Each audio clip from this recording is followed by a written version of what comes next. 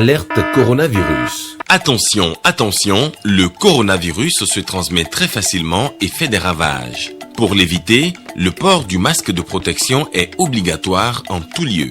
Dans l'administration publique ou privée, dans les réunions, les rencontres, dans les marchés, les magasins, les boutiques et lors des déplacements, le port du masque est obligatoire.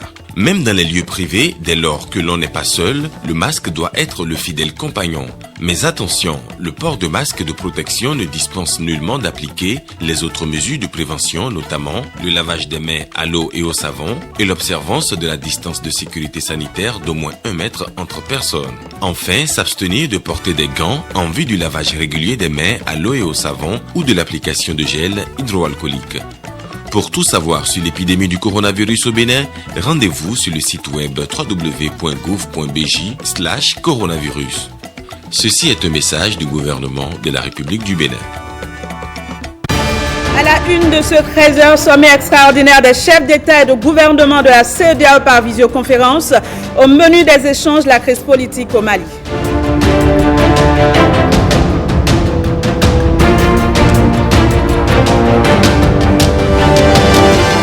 Le mouvement La Dynamique continue à officiellement lancer ses activités ce jeudi à Cotonou. Axel Dancy nous donnera un aperçu de ses objectifs dans un instant.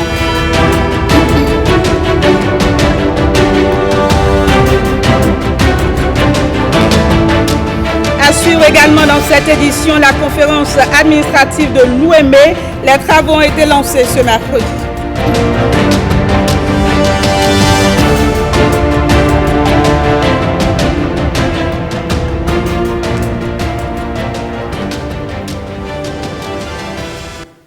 Mesdames, Messieurs, bonjour et bienvenue sur la télévision nationale. La crise malienne préoccupe les chefs d'État et de gouvernement de la CEDEAO. Réunis en sommet extraordinaire par visioconférence, Patrice Talon et ses pairs ont annoncé de multiples sanctions en attendant un retour à l'ordre constitutionnel. Reportage. Le Mali est en crise. Les chefs d'État et de gouvernement de la CEDEAO se penchent sur son berceau.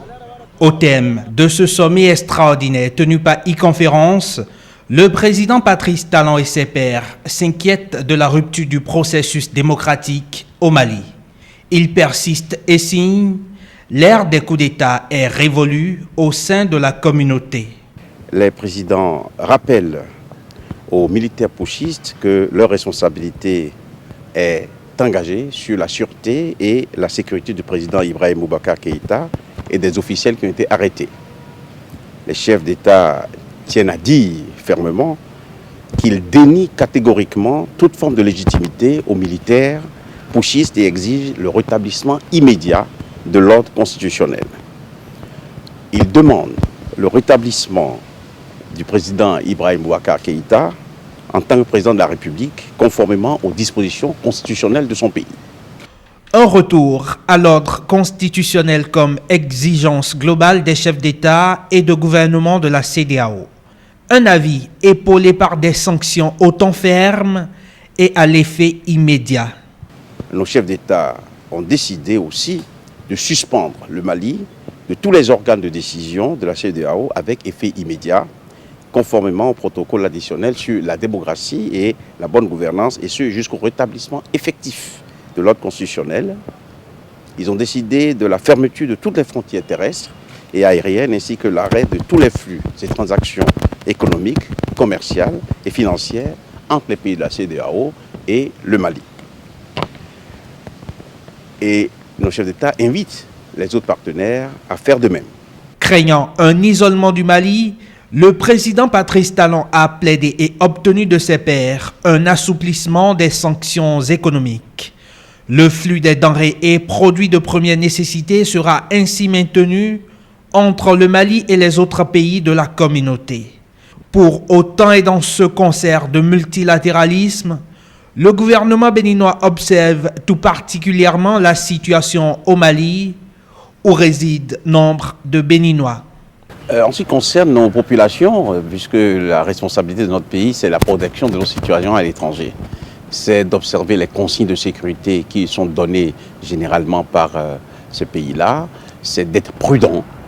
C'est pour nos populations de respecter toutes ces consignes-là La prudence est de mise, mais nous restons attentifs à la situation de nos compatriotes qui se trouvent dans le pays frère qui connaît des difficultés, ce pays, le Mali, qui nous est cher. Dans un délai d'une semaine, le sommet des chefs d'État et de gouvernement de la CEDEAO va se réunir pour se pencher à nouveau sur la crise malienne. Le président Patrice Talon y tiendra sa place et son rang, comme toujours. Après 7 années de représentation du Vatican au Bénin, le nonce apostolique fait le point de sa mission. Il a été reçu en audience par le chef de l'État, Patrice Talon, au palais de la Marina. Au micro de Mika Norkovi, il explique ici l'essentiel de leur entretien. On l'écoute.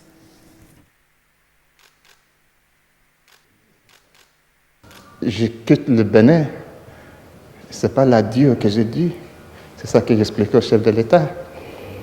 Ce n'est pas seulement à cause de la proximité entre mon pays d'origine et le Bénin, mais aussi à cause de ces liens que j'ai avec le Bénin, liens professionnels et liens personnels, que je ne voudrais pas couper. Alors, je profitais de l'occasion pour féliciter le chef de l'État pour tout ce que nous vivons, tout ce que nous voyons. Ce n'est pas seulement les travaux que tout le monde voit infrastructurels, même des aveugles voient ça. Mais il y a des choses que tout le monde ne voit pas. Un ami me disait, comme le Bénin est très respecté dans la communauté internationale, l'investisseur aime le Bénin parce qu'il a le climat de faire business. Et puis les classements variés des institutions financières mondiales, comme la Banque mondiale. Alors, j'ai partagé tout ça avec le chef de l'État et certainement les relations entre le pays et le Saint-Siège, que maintenant, l'année prochaine, sera 50 ans, donc jubilé d'or de nos relations bilatérales. Des relations qui sont très très bonnes, qui continuent à s'améliorer. Et puis, dernièrement, on a signé un accord cadre entre le Bénin et le Saint-Siège relatif au statut de l'Église au Bénin. C'est un accord qui a donné un type de fondement formel à la présence et à la fonction de l'Église dans l'État. Mais ce sont des relations qui étaient déjà très bonnes, positives, même avant cet accord. Cet accord encore améliore. Et puis nous avons touché, vous savez, en 2018, le chef de l'État a visité le Vatican, hôte du Saint-Père. Comme le Saint-Père l'a reçu de façon vraiment particulière, accueilli avec amitié. Et nous avons pour revisiter cet événement qui a plu au chef de l'État. Oui. Et puis peut-être sur ma route, j'ai rencontré le Saint-Père parce que je devrais aller au Vatican d'abord. Et je dois encore lui exprimer l'amour et l'affection du peuple béninois et particulièrement de son président. Le Bénin, malgré les moyens faibles, est jugé comme un des pays qui gère ces problèmes assez bien sur notre région, même sur l'Afrique. J'ai profité aussi de remercier les chefs, les autorités locales que j'ai rencontrés pendant mes plusieurs voyages dans l'intérieur du pays. Les évêques catholiques avec lesquels j'ai parcouru le chemin ensemble, en vivant les joies et les peines de la vie, soit de l'Église, le peuple de Dieu, toute la population. Oui, alors je profite pour saluer, remercier les évêques et à travers eux, leurs prêtres, les religieux, religieuses et les laïcs pour le chemin parcouru ensemble. Comme je disais, ce n'est pas à Dieu, on ne met fin à la providence. Oui, le Seigneur nous donnera l'occasion de nous rencontrer encore. Les membres de la coordination communale des bataillons de Patrice Talon d'Agban-Izou sont officiellement installés. Le point de la cérémonie d'installation avec Nestor Sela et Miché Elegbe. Après une analyse profonde de l'histoire politique et sur la base des réalisations du gouvernement de la rupture à travers son programme d'action, les bataillons de Patrice Talon font un choix et justifient. La disponibilité de l'eau potable à tous, la fin des délestages sauvages et intempestifs, l'éclairage des grandes villes du Bénin ainsi que l'assainissement et l'aménagement des voies, l'accroissement de la production cotonnière, la restructuration de l'économie béninoise sont autant d'actions engagées par le gouvernement de la rupture. La décision de susciter la candidature pour un second mandat de l'actuel président de la République est une décision bien mûre, bien pensée et qui est venue à point nommé. Jeunes et femmes d'Agban-Izou souhaitent la continuité des actions de l'actuel locataire de la Marina. Face à cette réalité incontestable, il serait suicidaire pour le Bénin de vouloir changer cette équipe qui gagne. Ainsi, les leaders nationaux du gouvernement bataillon Patrice Talon 2021 ont opté pour la continuité en faisant ce choix pour un développement harmonieux et équilibré de notre cher pays, le Bénin. L'idée maîtresse de mettre en place les cellules communales est de permettre à chaque fille et à chaque fils du Bénin de comprendre le bien fondé de cette reconduction du président Guillaume Athanase Patrice Talon pour un second mandat. À l'occasion, les membres de la coordination communale des bataillons de Patrice Talon sont installés pour la mouvance présidentielle. Allons par monts et vallées répandre les ondes de choc salvateur du rouleau compresseur qui est en marche. Restez ferme dans votre conviction. La victoire est à portée de main. Nous triompherons. Même registre, le mouvement La Dynamique continue entend œuvrer pour maintenir le Bénin sur le chemin du développement amorcé selon ses membres depuis l'avènement du président Patrice Talon. Ce mouvement associatif a lancé ses activités ce jeudi à Cotonou. On fait le point. La Dynamique continue. LDC mobilise ses membres pour un Bénin plus révélé en 2021. Dans cette salle, elle peint le tableau des réalisations en 5 ans de l'actuel locataire de la Marina et affirme avec fierté que le Bénin se construit mieux avec le président Patrice Talon. Qu'il vous souvienne qu'en 2016, lorsque le président Patrice Talon prenait les rênes du pays, l'état des lieux, notamment au plan économique et social, n'était pas reluisant. Le chef de l'État, le président Patrice Talon et son gouvernement ont donc ouvert le gigantesque chantier des réformes politiques, institutionnelles et administratives pour conforter la démocratie et ériger la bonne gouvernance en mode de gestion. Le président de la République posait ainsi courageusement les piliers durables d'un État démocratique, économiquement et socialement viable. C'est pour cela que la dynamique continue LDC s'engage aujourd'hui. LDC se veut plus proche des réalités de nos compatriotes. Elle veut les écouter, agir avec eux dans l'efficacité et le pragmatisme, dans la solidarité pour le développement. Sans faiblesse, la Dynamique continue, assume son choix et demande à ses invités de s'engager eux aussi. Bâtisseurs du présent dans la continuité de la restructuration de tous les secteurs pour un Bénin plus radieux avec Patrice Talon.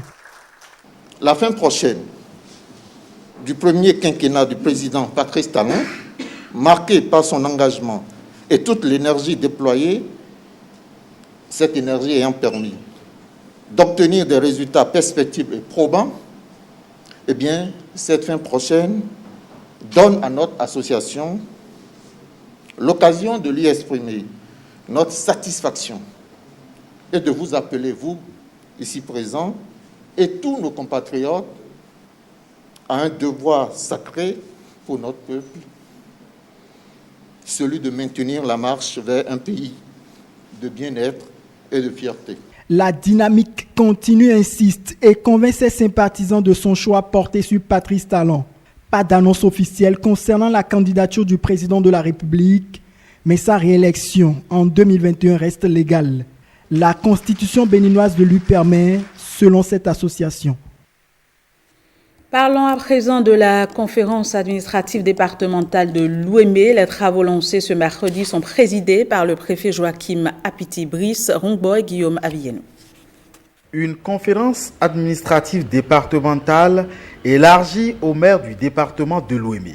C'est le souhait du préfet Joachim Apiti, désireux de rendre la tutelle de la 4e mandature de l'aide de la décentralisation plus dynamique et plus conviviale. Le préfet voudrait que l'assistance conseil des mairies par les directions départementales soit renforcée pour venir à bout de certaines préoccupations qualifiées de majeures, à l'instar de la veille autour des mesures barrières contre le Covid-19 qui semble flétrir depuis quelques semaines dans le département. Les efforts que nous voulons de vous, ces efforts sont loin d'être couronnés de succès.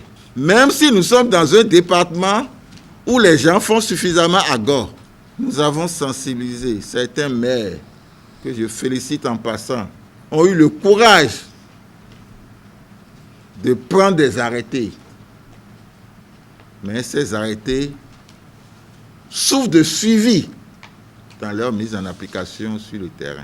Sur le plan de la sécurité des biens et des personnes, le préfet prône également un renforcement de la coopération élus locaux, police républicaine. La police aujourd'hui est de proximité, donc vous devez œuvrer pour que vos communes soient sécurisées de jour comme de nuit, surtout que les agents de police font la patrouille de jour comme de nuit.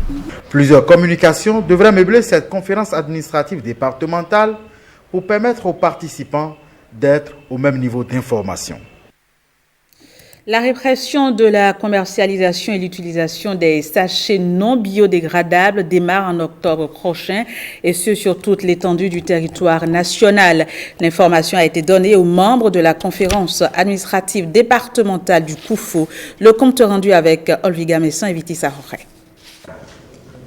Le point de la consommation des crédits délégués du département du Koufo au 14 août 2020 est l'un des points inscrits à l'ordre du jour de cette conférence administrative départementale. C'est la 6e réunion de la CAD au titre de l'année 2020.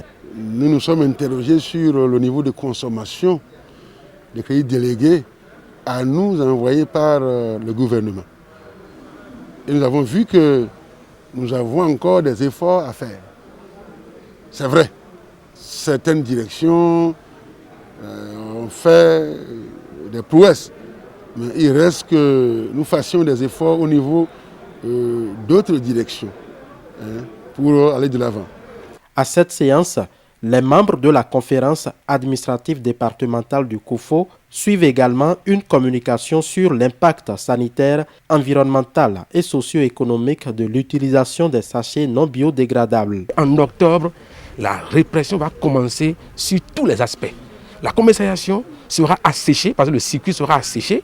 Qui dit asséché suppose quoi? Les stocks qui demeurent actuellement en magasin seront tous empêchés d'être vendus, parce que ce sera pris. Et le gouvernement va destiner le sort qu'il faut. Mais en plus de ça, le gouvernement va accompagner les sociétés qui veulent importer les sachets biodégradables pour que cela puisse être mis en partage pour tous et à un coût meilleur, à un coût moindre. C'est à cela que nous avons rappelé les directeurs de la CAD aujourd'hui. Et mis à part ça, les sanctions pour ceux qui vont continuer à utiliser les sachets non biodégradables sont prévues par la loi. Le point des résultats aux examens scolaires dans le Koufo focalise aussi les attentions à cette conférence administrative départementale. Et le Koufo est 2e au BPC, 6e au bac, alors que nous étions au 8e rang l'année passée.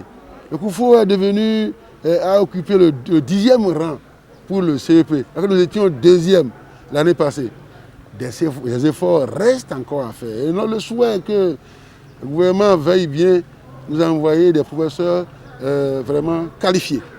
Je sais que ceux qui sont là sont bons, mais on veut un nombre plus important de professeurs, d'instituteurs pour couvrir donc tous les établissements.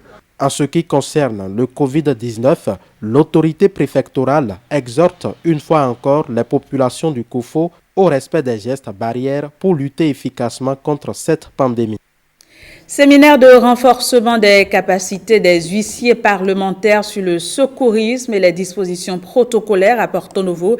Il vise à développer le double réflexe de secouriste et de diplomate en milieu parlementaire chez les participants. Regardez.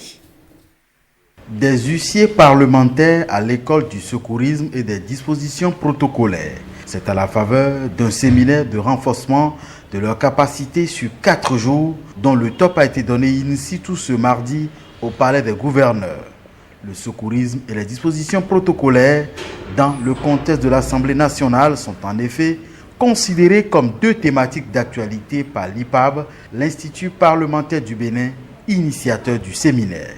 Nous avons voulu que la présente formation sur le secourisme et les dispositions protocolaires soit plus innovante, plus riche et surtout plus centrée vers la pratique que la théorie. Au terme de ce séminaire, nous allons donc ensemble définir le profil type d'un huissier parlementaire modèle, les contraintes de la profession en termes de comportement, d'aptitude et de compétences au sein et même en dehors de l'institution parlementaire. À l'issue du séminaire, estiment ces organisateurs, il sera plus aisé de définir le rôle et les obligations de l'huissier parlementaire à l'occasion des fêtes, des cérémonies et des manifestations officielles. Les participants vont être par ailleurs accoutumés au langage usuel de la diplomatie en général et de la diplomatie parlementaire en particulier. L'organisation de cette formation d'initiation au secourisme, à la maîtrise des cas d'incendie et des questions protocolaires est une opportunité d'appropriation des normes protocolaires, des techniques de premier secours et de lutte contre l'incendie au sein de l'Assemblée nationale. Il est en fait attendu des participants au séminaire l'adoption et la culture de réflexe digne de secouriste doublé du titre de diplomate en milieu parlementaire. La grande chancellerie de l'Ordre national du mérite du Bénin a élevé le manager et poète Marcel Christian Ogundele au rang de chevalier. Un hommage lui a été rendu ce mercredi à Cotonou pour service rendu à la nation. Regarde. Monsieur Marcel Ogundele, au nom du président de la République, grand maître de l'Ordre, et en vertu des pouvoirs qui nous sont conférés, nous vous faisons chevalier de l'Ordre national du Bénin. Une distinction honorifique attribuée à Marcel Christian Ogundele en hommage au loyaux service rendu à la nation. En vous nommant dans l'Ordre national du Bénin, la République a consacré l'un de ses serviteurs.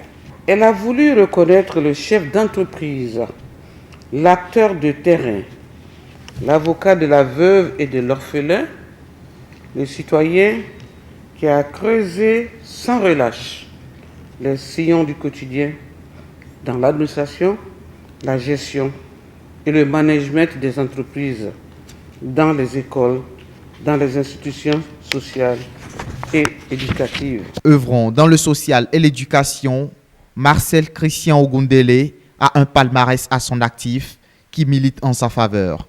Je voudrais remercier Son Excellence le Président de la République, grand maître de l'Ordre national du Bénin.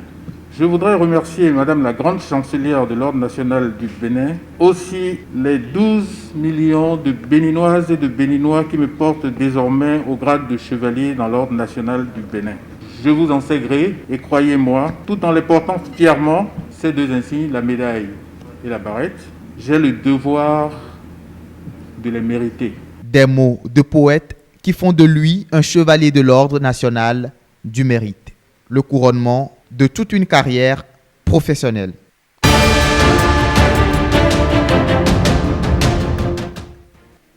Puis, hors du Bénin, le colonel Assimi Goïta, nouvel homme fort du Mali, a rencontré les fonctionnaires de la présidence de la République. Pendant ce temps-là, aux États-Unis, la fièvre électorale bat son plein. Regarde.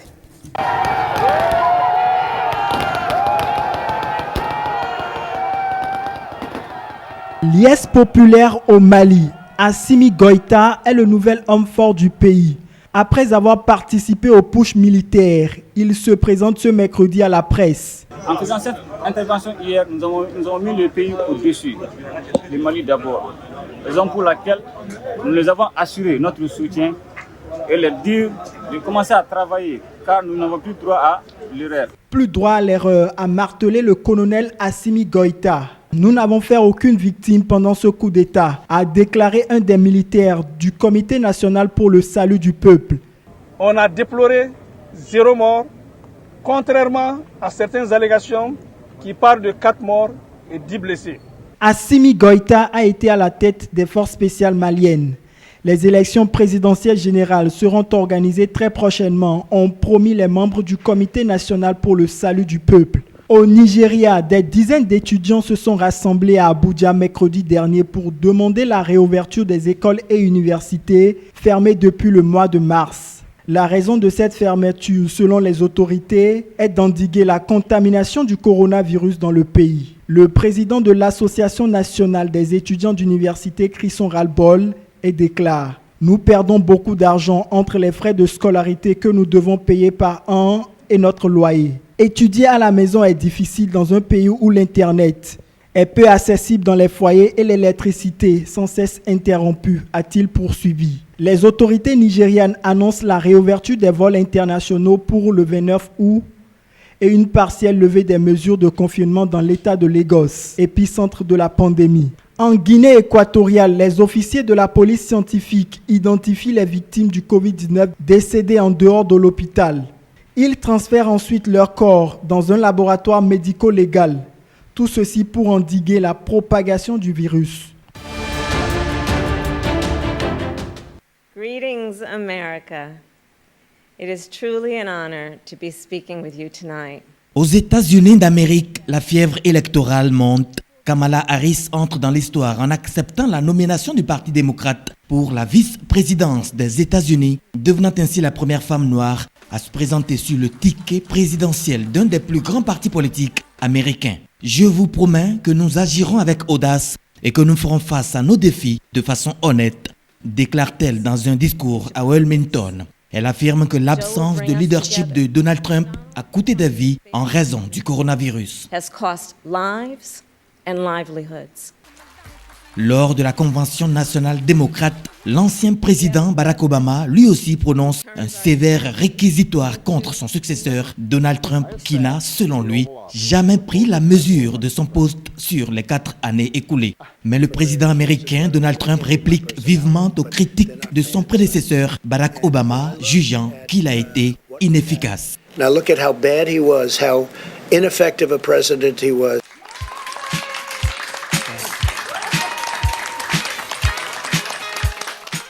Pendant ce temps, Joe Biden, officiellement investi par le Parti démocrate, demande le soutien de la communauté latino-américaine. La 59e élection présidentielle américaine depuis 1788-1789 aura lieu le 3 novembre 2020.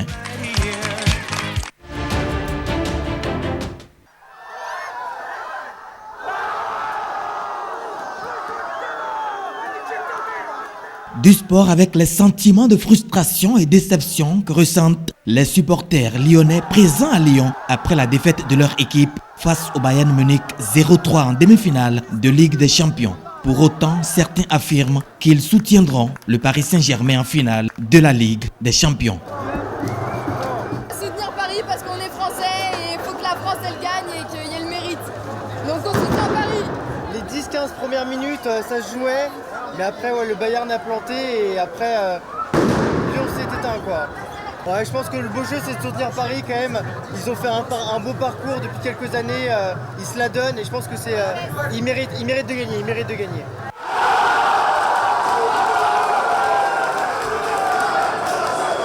Toujours efficace à défaut d'être flamboyant, le Bayern Munich a disposé de Lyon mercredi à Lisbonne grâce à un doublé de Serge Gnabry 3-0. À la satisfaction des supporters bavarois dans ce Biergarten. Le rouleau compresseur bavarois, favori de cette Ligue des Champions, va s'attaquer au Paris Saint-Germain de Neymar dans une finale de gala ce dimanche. Voilà, ce sera tout pour ce journal. Merci de l'avoir suivi. Vous pouvez à nouveau le regarder sur notre site web www.ortb.bj. Au revoir et à demain.